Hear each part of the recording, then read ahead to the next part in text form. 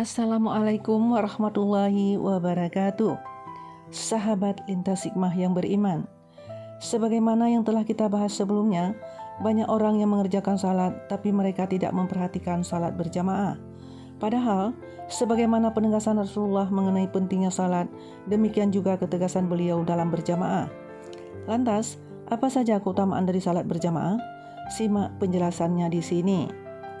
Sebelum lanjut, jangan lupa like, komen, dan subscribe, dan aktifkan lonceng notifikasinya untuk mendapatkan info dan video terbaru dari channel YouTube Lintas Hikmah. Hadis yang pertama dari Ibnu Umar radhiyallahu anhu. Sesungguhnya Rasulullah Shallallahu alaihi wasallam bersabda, salat berjamaah 27 derajat lebih utama daripada salat sendirian. Hadis riwayat Malik, Bukhari, Muslim, Tirmizi, Nasai, dan At-Targhib. Jika seseorang mengerjakan salat dengan niat ingin memperoleh pahala, mengapa ia tidak mengerjakannya dengan berjamaah di masjid? Tanpa bersusah payah, ia akan mendapatkan pahala yang jauh lebih besar. Siapakah yang akan melepaskan uang Rp27.000 dibanding uang Rp1.000 hanya dengan sedikit bersusah payah? Hanya saja dalam masalah agama, keuntungan sebesar ini tidak diperhatikan. Hal ini karena kita tidak bersungguh-sungguh memperhatikan agama, sesuatu yang sebenarnya bermanfaat, tetapi dalam pandangan kita tidak bermanfaat. Dalam hal keduniaan, perbedaan Rp1.000 saja akan kita cari sepanjang hari. Sedangkan untuk perdagangan akhirat, yang keuntungannya 27 kali lipat, kita menganggapnya sebagai suatu musibah. Pergi bersama ke masjid dengan meninggalkan toko dianggap sebagai suatu kerugian, dan menutup toko ketika itu membuat hati kita tidak enak. Namun bagi mereka yang kebesaran Allah Subhanahu wa taala ada di hatinya, akan merasa tenang dengan janji-janjinya. Dengan mengingat segala janji, pahala dan ganjaran dari Allah Subhanahu wa taala, mereka tidak mempedulikan rintangan apapun untuk memperoleh janji tersebut. Mengenai mereka, Allah Subhanahu wa taala memberikan pujiannya dalam Al-Qur'an yang artinya, laki-laki yang tidak dilalaikan oleh perdagangan dan jual beli dari mengingat Allah dan mendirikan salat. Quran Surah An-Nur ayat 37. Dalam Hikayatus Sahabah juga dijelaskan beberapa kisah tentang perilaku sahabat dalam perdagangan mereka saat azan berkumandang. Salim Haddad radhiyallahu an, seorang sufi yang juga seorang pedagang, jika mendengar azan wajahnya akan pucat dan gelisah. Ia akan segera bangun dan meninggalkan tokonya dalam keadaan terbuka sambil membaca syair ini. Apabila muazzinmu berdiri azan, segera aku bangun menyambut seruan yang maha besar, yang tiada sesuatu yang menyerupainya. Ku jawab seruan itu dengan penuh perhatian dan ketaatan. Di sini aku, wahai pemilik keagungan, wajahku pucat karena takut. Dengan menunaikan perintahmu telah memalingkan aku dari segala pekerjaan. Aku bersumpah dengan kebenaranmu, tiada yang lebih lezat daripada mengingatmu, dan tiada kelezatan selain menyebut asmamu di bibirku. Bilakah hari-hari akan mempertemukan dirimu denganku? Seorang kekasih hanya akan bergembira jika bersama yang ia rindukan. Ia yang matanya telah melihat keindahanmu akan mati dengan kerinduan padamu. Hadis lain menyebutkan, barang siapa selalu berkumpul di masjid dan menjadi ahlinya, maka para malaikat akan menjadi sahabatnya. Jika ia sakit, para malaikat akan menengoknya dan membantu segala urusannya. Hadis riwayat Hakim. Hadis selanjutnya dari Abu Hurairah radhiyallahu an. Rasulullah Shallallahu alaihi wasallam bersabda, salat seorang laki-laki dengan berjamaah digandakan 25 kali dibanding salatnya di rumahnya atau di pasarnya. Demikian itu karena jika seseorang berwudu dengan sempurna lalu pergi ke masjid semata-mata untuk salat berjamaah, maka ia tidak melangkah satu langkah kecuali ditinggikan baginya satu derajat dan dihapuskan baginya satu kesalahan. Jika ia salat, maka malaikat selalu berselawat untuknya selama ia di tempat salatnya tanpa berhadas. Ya Allah, ampunilah ia. Ya Allah, kasihanilah ia. Dan ia dianggap terus-menerus salat selama menunggu salat. Hadis riwayat Bukhari, Muslim, Abu Dawud, Tirmizi, Ibnu Majah, dan At-Targhib. Telah disebutkan dalam hadis pertama bahwa keutamaan salat berjamaah adalah 27 derajat lebih utama daripada salat sendirian. Sedangkan dalam hadis ini disebutkan hanya 25 kali. Banyak ulama yang membicarakan hal ini sehingga tampaknya bertentangan. Adapun penjelasannya adalah perselisihan antara 25 dan 27 adalah menurut perbedaan dari setiap keadaan. Sebagian ulama berpendapat bahwa perbedaan ini terdapat dalam salat siri atau zuhur dan asar, yaitu berpahala 25 kali. Sedangkan salat jahri atau subuh, maghrib dan isya berpahala 27 kali. Sebagian ulama juga berpendapat bahwa pahala 27 derajat itu untuk salat isya dan subuh, sebab salat berjamaah pada waktu subuh dan isya lebih berat daripada salat lainnya. Sebagian ulama menerangkan bahwa berdasarkan hadis lain, Allah Subhanahu wa taala senantiasa menambah kenikmatan umat ini. Bisa saja dari 25 pahala ditambah menjadi 27 pahala.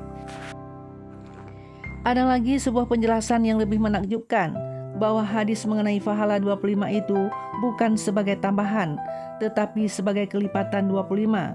Dengan hitungan ini, maka satu salat akan menghasilkan pahala 33.554.432 derajat. Bagi Allah Subhanahu wa taala, pahala sejumlah itu bukan apa-apa. Dan jika dihubungkan dengan satu salat yang ditinggalkan, yang dosanya adalah satu hukuk, sebagaimana telah dijelaskan sebelumnya, maka tidak mustahil jika pahala salat mencapai jumlah sekian. Kemudian Rasulullah SAW bersabda, dan sabda beliau hendaknya dipikirkan agar semakin banyak pahala salat berjamaah dan agar kebaikan-kebaikannya selalu bertambah. Barang siapa keluar dari rumahnya dengan wudu yang sempurna, dengan niat salat berjamaah di masjid, maka setiap langkahnya akan mendapatkan satu derajat dan menghapuskan satu dosa. Suatu ketika, Banu Salmah, yakni satu kabilah di Madinah Munawarah yang tinggal jauh dari masjid, berniat pindah ke dekat masjid. Maka Rasulullah SAW bersabda, tetaplah tinggal di sana, karena setiap langkahmu akan ditulis sebagai pahala. Hadis lain menyebutkan, jika seseorang berwudu dengan sempurna, lalu keluar dari rumahnya dengan niat untuk salat berjamaah, seolah-olah ia keluar dari rumahnya dengan niat ihram untuk haji. Beliau juga bersabda bahwa orang yang duduk di tempat ia salat fardu, maka para malaikat akan terus memohonkan rahmat dan maghfirah baginya. Sedangkan para malaikat adalah hamba-hamba Allah yang makbul dan maksum. Doa-doa mereka tentu akan dikabulkan oleh Allah Subhanahu wa taala. Muhammad bin Sima'ah radhiyallahu an, seorang ulama yang masyhur, murid Imam Muhammad radhiyallahu an dan Abu Yusuf radhiyallahu an, meninggal pada usia 103 tahun. Dalam usia setua itu, ia masih mampu salat sunnah 200 rakaat setiap hari. Selama 40 tahun ia tidak pernah tertinggal takbiratul ula bersama imam kecuali satu kali, yaitu ketika ibunya wafat. Karena kesibukannya tersebut, ia tertinggal takbiratul ula. Ia berkata, suatu ketika, saya tertinggal salat berjamaah. Untuk menebus pahala salat berjamaah 25 derajat, saya salat 25 kali. Kemudian, di dalam tidur saya bermimpi ada seseorang yang berkata kepada saya, wahai Muhammad, walaupun engkau salat 25 kali, engkau tetap tidak akan mendapat amin malaikat. Maksud amin malaikat adalah sebagaimana yang telah dijelaskan dalam banyak hadis, bahwa jika imam selesai membaca Al-Fatihah lalu membaca amin, maka para malaikat ikut mengamininya. Dan jika seorang makmum membaca amin bersamaan dengan amin para malaikat, Allah akan mengampuni seluruh dosanya. Mimpi tersebut mengisyaratkan tentang hadis-hadis di atas. Maulana Abdul Hayy radhiyallahu an berkata, kisah di atas menunjukkan bahwa pahala salat berjamaah tidak dapat disaingi oleh pahala salat sendirian, walaupun dengan salat 1000 rakaat. Amin malaikat, pahala mengikuti jamaah, apalagi ditambah dengan doa mereka setelah salat berjamaah, akan menghasilkan pahala yang sangat besar. Selain berbagai kelebihan di atas, masih banyak kelebihan-kelebihan yang hanya didapat melalui salat berjamaah. Ada satu hal yang penting untuk diperhatikan, yakni alim ulama telah menulis bahwa doa para malaikat akan diperoleh jika salat dilakukan dengan sempurna. Jika salat dilakukan asal-asalan, maka salat itu akan seperti kain kusut yang dilempar ke mukanya, sehingga malaikat tidak akan mendoakannya. Dalam hadis ketiga, Ibnu Mas'ud radhiyallahu an ia berkata, Barang siapa ingin berjumpa dengan Allah pada hari kiamat sebagai seorang muslim, hendaklah ia menjaga salat 5 waktu di tempat azan dikumandangkan atau di masjid. Karena sesungguhnya Allah Subhanahu wa taala telah mensyariatkan untuk nabimu sunanul huda atau jalan-jalan petunjuk dan kebaikan. Dan sesungguhnya salat berjamaah 5 kali di tempat azan dikumandangkan termasuk sunanul huda. Apabila kamu salat di rumah-rumahmu sebagaimana perbuatan mereka yang suka tinggal atau salat di rumahnya, berarti kamu meninggalkan sunnah nabimu. Dan jika kamu meninggalkan sunnah nabimu, maka sesatlah kamu. Tiada seorang laki-laki pun yang berwudu dengan sempurna lalu pergi ke salah satu masjid kecuali Allah mencatat setiap langkahnya satu kebaikan, meningkatkan baginya satu derajat dan menghapuskan baginya satu kesalahan. Sungguh kami melihat tidak ada orang yang tidak pergi ke masjid untuk salat atau di rumah kecuali orang munafik yang telah jelas kemunafikannya. Dan sungguh pernah ada seorang laki-laki uzur, ia dipapah oleh 2 orang lalu diberdirikan di dalam saf salat. Diriwayatkan pula, sungguh kami melihat tak seorang pun yang meninggalkan salat berjamaah di masjid kecuali orang munafik yang terbukti kemunafikannya atau sakit. Andaikan dapat diusahakan, maka seseorang akan dipapah oleh 2 orang untuk salat berjamaah. Ibnu Mas'ud radhiyallahu an berkata, sesungguhnya Rasulullah SAW telah mengajari kami sunanul huda, dan sesungguhnya salat di masjid di tempat azan dikumandangkan termasuk sunanul huda. Hadis riwayat Muslim, Abu Dawud, Nasai, Ibnu Majah, dan At-Targhib. Para sahabat sangat menjaga salat berjamaah. Mereka berusaha keras agar dapat salat dengan berjamaah, walaupun sakit dan harus dipapah oleh orang lain. Bagaimana mungkin mereka tidak mempedulikannya, sedangkan Nabi SAW sendiri sangat menjaga salat berjamaah. Ketika beliau sakit parah yang menyebabkan wafatnya, beliau berkali-kali terjatuh dan berkali-kali pula berusaha berwudu, yang akhirnya dengan susah payah beliau dapat berwudu dibantu oleh Abbas radhiyallahu an dan seorang sahabat lainnya. Ketika itu kaki beliau tidak dapat berdiri tegak, maka atas permintaan beliau, Abu Bakar radhiyallahu an mengimami salat berjamaah. Lalu Nabi SAW menyertai jamaah di belakangnya. Hadis riwayat Sahihain. Abu Darda radhiyallahu an berkata, aku mendengar Rasulullah SAW bersabda, beribadahlah kepada Allah seolah-olah Dia di hadapanmu dan seolah-olah kamu melihatnya. Jadilah kamu seperti mayat sehingga tidak dapat berbuat sesuka hati, dan berhati-hatilah terhadap doa orang yang dizalimi, dan berusahalah agar tidak meninggalkan salat subuh dan isya berjamaah walaupun harus pergi merangkak di atas tanah. Hadis yang lain menyebutkan bahwa salat subuh dan isya sangatlah membebani kaum munafik. Andaikan mereka tahu betapa banyak pahala salat berjamaah subuh dan isya, niscaya mereka akan berusaha untuk salat berjamaah walaupun harus merangkak. Hadis riwayat At-Targhib. Hadis selanjutnya dari Anas bin Malik radhiyallahu an. Rasulullah SAW bersabda, barang siapa salat karena Allah selama 40 hari dengan berjamaah tanpa tertinggal takbiratul ula, maka akan ditulis baginya 2 kebebasan, yaitu bebas dari neraka dan bebas dari sifat munafik. Hadis riwayat Tirmizi dan At-Targhib. Maksudnya, seseorang yang salat dengan ikhlas selama 40 hari dan menyertai salat mulai dari imam takbir, maka ia termasuk mendapat jaminan tidak akan dimasukkan ke neraka dan tidak termasuk dalam golongan orang munafik. Orang munafik adalah orang yang pada lahirnya muslim tetapi hatinya kafir. Dan 40 hari memiliki makna khusus yang dapat menyebabkan suatu perubahan, sebagaimana bayi dalam kandungan. Selama 40 hari pertama dari nutfah menjadi segumpal daging, dan 40 hari berikutnya terjadi perubahan-perubahan lainnya. Oleh sebab itu, para ahli sufi mementingkan masa 40 hari. Betapa bahagia orang yang selama bertahun-tahun tidak pernah tertinggal takbiratul ula. Hadis yang kelima dari Abu Hurairah radhiyallahu an. Rasulullah SAW bersabda, barang siapa berwudu dengan sempurna lalu pergi ke masjid dan ia mendapati orang-orang telah selesai salat, maka Allah akan memberinya pahala seperti pahala orang yang salat berjamaah, tanpa sedikit pun mengurangi pahala mereka. Hadis riwayat Abu Dawud, Nasai, Hakim, dan At-Targhib. Betapa besar karunia dan anugerah Allah Subhanahu wa taala. Dengan berusaha salat berjamaah saja, kita sudah mendapatkan pahala berjamaah walaupun kita tidak jadi salat berjamaah. Siapa yang rugi jika kita mengabaikan kesempatan seperti itu? Dari sini dapat kita ketahui bahwa kita jangan menunda-nunda pergi ke masjid hanya karena mengira salat berjamaah telah usai. Jika kita pergi ke masjid dan mendapatkan salat berjamaah sudah selesai, kita tetap akan mendapatkan pahala berjamaah, kecuali jika kita telah meyakini sebelumnya bahwa salat berjamaah sudah selesai, maka tidaklah mengapa. Hadis yang keenam dari Qobat bin Aisyam al-Laisi radhiyallahu an, Rasulullah sallallahu alaihi wasallam bersabda, salat 2 orang dengan seseorang mengimami yang lain lebih baik di sisi Allah daripada 4 orang salat sendiri-sendiri. Salat 4 orang berjamaah lebih baik di sisi Allah daripada 8 orang salat sendiri-sendiri.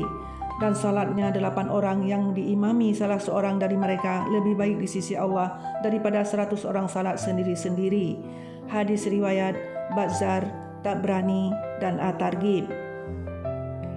Dalam hadis yang lain dikatakan, jamaah yang besar lebih disukai Allah daripada jamaah kecil. Namun sebagian orang merasa cukup salat berjamaah di toko atau di tempat kerja dengan 2 atau 4 orang.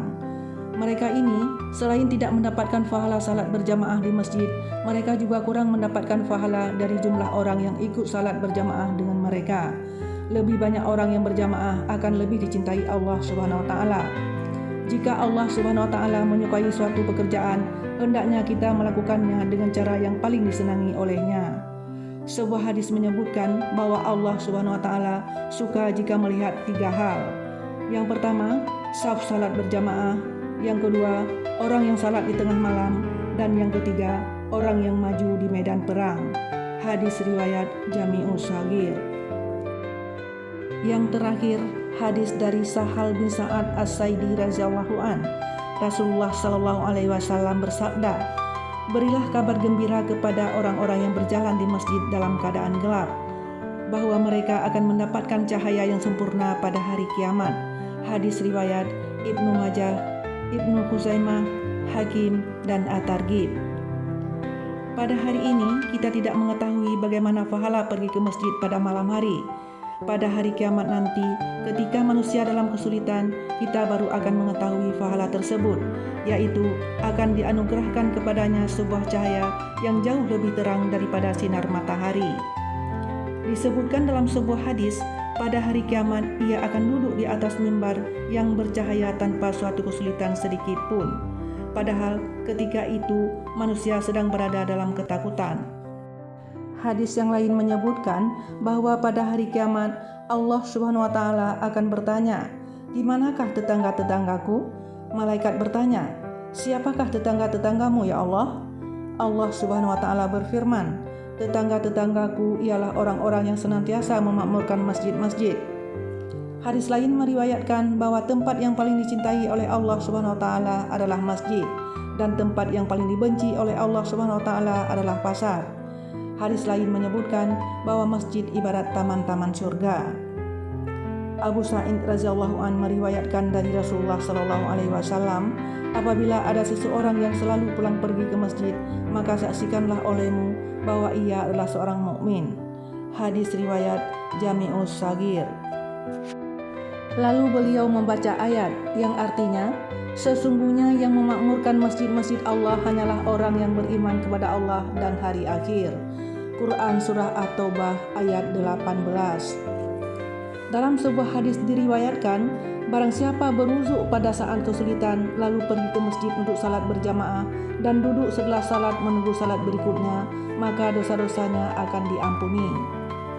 Hadis lain menyebutkan, semakin jauh rumah seseorang dari masjid, maka semakin banyak pula pahala yang akan diperolehnya. Karena setiap langkahnya ke masjid akan dihitung sebagai pahala. Oleh sebab itu, diriwayatkan bahwa jika para sahabat pergi ke masjid, mereka memperpendek langkah-langkah mereka. Hadis lain menyebutkan bahwa ada 3 hal yang jika kita mengetahui pahalanya, maka kita akan berebut untuk mendapatkannya. Yang pertama, azan. Yang kedua, pergi ke masjid ketika matahari panas terik, dan yang ketiga, salat di saf pertama. Hadis riwayat Jami'us Shaghir. Sebuah hadis menyebutkan bahwa pada hari kiamat, ketika manusia dalam keadaan kacau dan cemas dan matahari sangat dekat dengan manusia, ada 7 golongan manusia yang akan mendapat perlindungan di bawah arsy Allah. Salah satunya adalah seseorang yang hatinya selalu terpaut dengan masjid. Maksudnya, ketika ia memiliki keperluan sehingga ia keluar dari masjid, hatinya selalu ingin segera kembali ke masjid. Dan hadis yang lain menyebutkan bahwa barang siapa akrab dengan masjid, maka Allah akan akrab dengannya. Hadis riwayat Jami'us Shaghir. Setiap syariat agama yang diturunkan Allah Subhanahu wa taala banyak berisi keberkahan dan kebaikan serta pahala yang tidak terkira. Di balik syariat tersebut terdapat maslahat atau kebaikan yang disembunyikan oleh Allah Subhanahu wa taala. Sangat sulit untuk mengetahuinya, hanya Allah Subhanahu wa taala yang mengetahui rahasianya. Maslahat itu akan dikaruniakan Allah Subhanahu wa taala sesuai dengan kemampuan setiap manusia.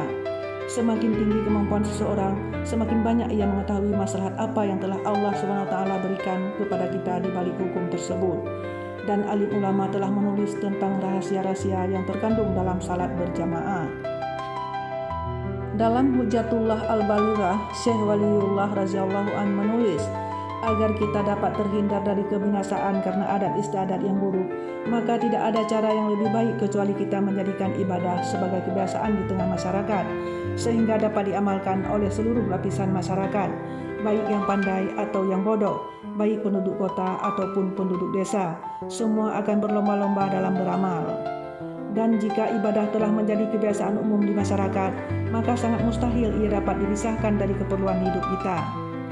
Jika hal itu tercapai, niscaya akan menguatkan ibadah kita sehingga kebiasaan yang pada mulanya menarik ke arah keburukan akan menarik ke arah kebaikan. Tidak ada amal apapun yang lebih diperhatikan dan lebih kuat dalilnya daripada salat. Oleh sebab itu, kita wajib memulainya dan mengajak orang lain agar menjadikan salat sebagai kebiasaan.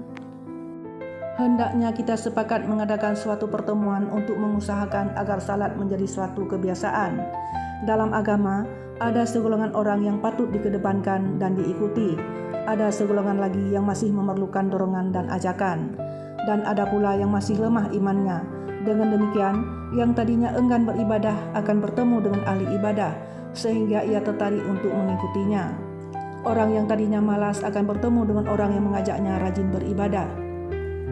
Orang yang jahil dalam agama akan bertemu dengan ulama, sehingga ia akan dibimbing oleh ulama dan dapat memahami cara-cara ibadah yang benar, serta menganggap bahwa ibadah kepada Allah SWT ibarat perak yang mereka bawa ke tukang perak, sehingga jelas dapat dibedakan antara yang boleh dan yang tidak boleh. Yang boleh akan diperkuat dan yang tidak boleh akan dihentikan.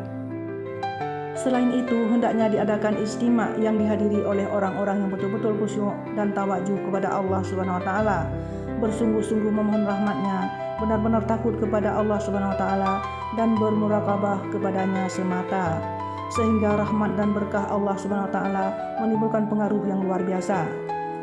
Inilah tujuan umat Muhammad SAW diutus, yaitu untuk menegakkan kalamullah dan Islam di atas yang lain. Tujuan ini tidak akan tercapai selama kita tidak mempedulikan cara-cara di atas, yaitu mengumpulkan kaum muslimin, orang umum, orang penting, orang kampung, dan orang kota untuk menunaikan syiar Islam yang terbesar dan ibadah yang tertinggi, yaitu salat. Dari sinilah syariat salat Jumat dan jamaah betul-betul diperhatikan, sehingga mereka akan terdorong untuk mengamalkannya dan menyadari ancaman bagi yang meninggalkannya. Dalam hal ini, pertemuan dibagi menjadi 2 macam, yaitu pertemuan sedaerah atau kota kecil dan pertemuan seluruh kota. Pertemuan sedaerah mungkin mudah diadakan, namun pertemuan seluruh kota sedikit sulit. Karena itu, telah ditetapkan bagi kita pertemuan setiap salat fardu di masjid masing-masing.